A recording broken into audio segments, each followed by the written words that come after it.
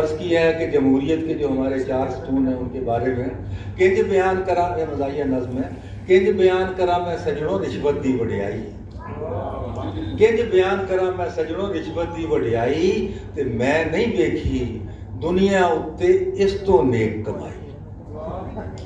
कंध शरीकां ललकर मार के जिस दम मेरी टाई, थाने विच मैं रिश्वत दे के FIR कटाई।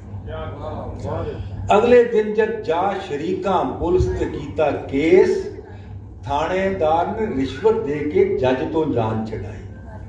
ते जज नूं जिस दम मिलिया नोटिस लगन लगी फाई, थद्दा एक वजीर नूं भेज के नौकरी उस बचाई। ते सोशल आखिरी चौथा सतून है सोशल मीडिया इस वजीर दी जिस दम किट लगाई, उस लफाफे भेज के वीडियो डिलीट कराई।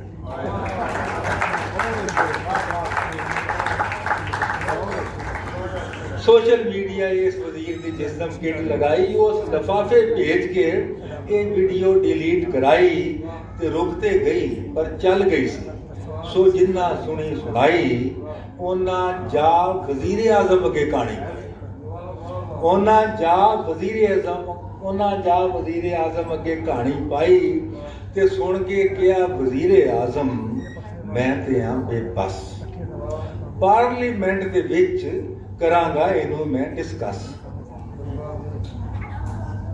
सुन के क्या वजीर आजम मैं ते हां बेबस, पार्लीमेंट दे विच करांगा इनू मैं डिस्कस। इथों जद मायूसी होई हो के निमू जाने, जा स्टोरी सदर दे कन्नी पाई एक सियाणे। ते आखिरी शेर सदर ने अगों हस के कहा ये किस्सा इत्थे छड्ड ते जा ते उस वजीर नूं आख के मेरा हिस्सा कट।